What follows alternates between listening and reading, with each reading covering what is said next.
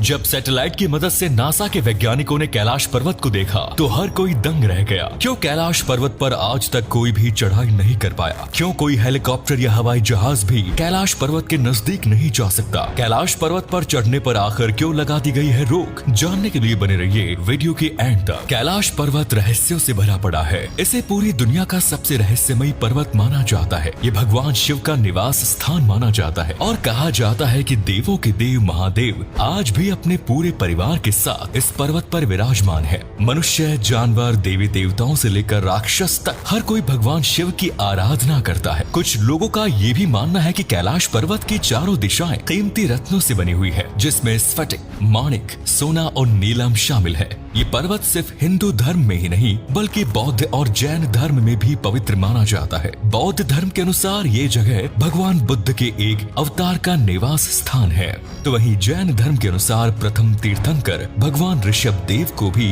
यहीं से निर्वाण की प्राप्ति हुई थी और जैन अनुयायी इस जगह को अष्टापद के नाम से जानते हैं। इस पर्वत से ब्रह्मपुत्रा, सतलुज, घाघरा और सिंधु जैसी नदियां निकलती हैं। मानसरोवर लेक और राक्षस तल झील भी कैलाश पर्वत के छोरों पर मौजूद है। आज तक ना जाने कितने लोगों ने कैलाश पर्वत पर चढ़ाई करने की कोशिश की है, लेकिन एक भी पर्वतारोही इसमें सफल नहीं हो पाया है। कैलाश पर्वत की ऊंचाई माउंट एवरेस्ट से 2200 मीटर कम है, लेकिन इसके बावजूद माउंट एवरेस्ट की चोटी पर आज तक 6000 से अधिक लोग चढ़ाई कर चुके हैं। लेकिन कैलाश पर्वत की चोटी अभी तक इंसानों से अछूती है। माना जाता है कि कैलाश पर्वत पर चढ़ाई करना पूरी तरह से असंभव है और कुछ दिव्य अलौकिक शक्तियां इस पर्वत को संरक्षित करती है। कुछ लोगों का ये भी मानना है कि कलयुग के मनुष्यों में इतना सामर्थ्य नहीं है कि वे इस पर्वत की चढ़ाई कर सके, जो शारीरिक, मानसिक एवं आत्मिक रूप से पूरी तरह पवित्र है। जिसका मन शुद्ध है, केवल वही व्यक्ति इस पर्वत की चढ़ाई कर सकता है और आज के समय में ऐसे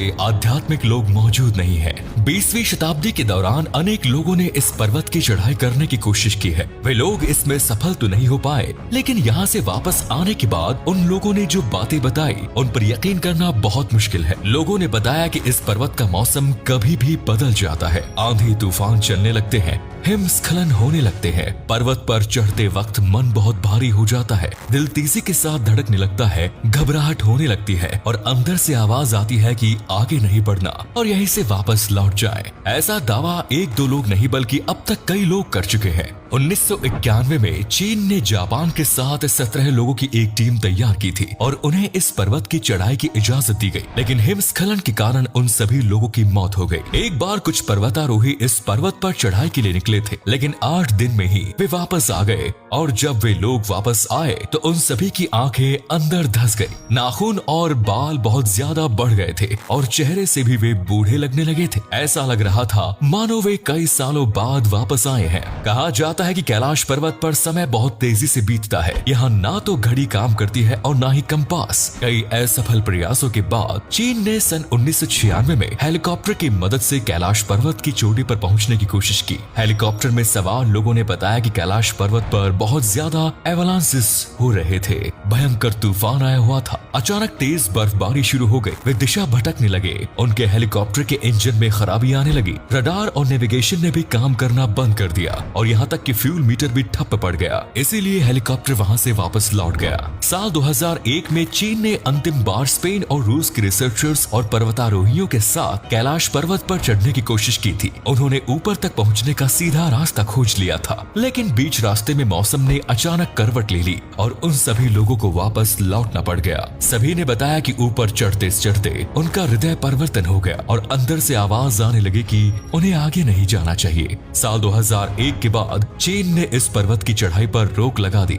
लेकिन साल 2004 में रूस के एक व्यक्ति अपने बेटे के साथ पर्वत पर चढ़ने के लिए अवैध तरीके से पहुंचे। उन्होंने पर्वत की पास ही के नीचे एक कैंप लगाया। इस दौरान उन बाप बेटे ने देखा कि अचानक आसमान से कुछ लाइट के गोले गिर रहे हैं। वे काफी चमकदार थे और साथ ही स्वास्तिक के चिन्ह की आकृति भी उन्हें नजर आई। एक और वैज्ञानिकों ने कैलाश पर्वत पर काफी रिसर्च की। उन्होंने अपनी किताब में बताया कि कैलाश पर्वत प्राकृतिक नहीं है, बल्कि इसे इंसानों द्वारा या फिर किसी अदृश्य शक्ति द्वारा बनाया गया है। ये दिखने में किसी पिरामिड जैसा नजर आता है। वैज्ञानिक ये भी दावा कर चुके हैं कि 10 करोड़ साल पहले इस स्थान पर एक समुद्र हुआ करता था। ये भी कहा जाता है कि इस पर्वत के पास डमरू और ओम की ध्वनि सुनाई देती है। लोग कैलाश पर्वत को एक विशाल शिवलिंग के आकार का भी मानते हैं। आपको बता दें कि इतिहास में एक व्यक्ति ऐसे हुए हैं जो कैलाश पर्वत पर चढ़ने में सफल रहे। बौद्ध भिक्षु मिलारेपा ने 11वीं शताब्दी के अंतिम दशक में कैलाश पर्वत की चढ़ाई की। उसके बाद से लेकर आज तक कोई भी कैलाश पर्वत को फतह नहीं कर पाया। साल 2015 में नासा ने सैटेलाइट और गूगल अर्थ की मदद से कैलाश पर्वत को देखने की कोशिश की। इस दौरान उन्होंने कुछ ऐसा देखा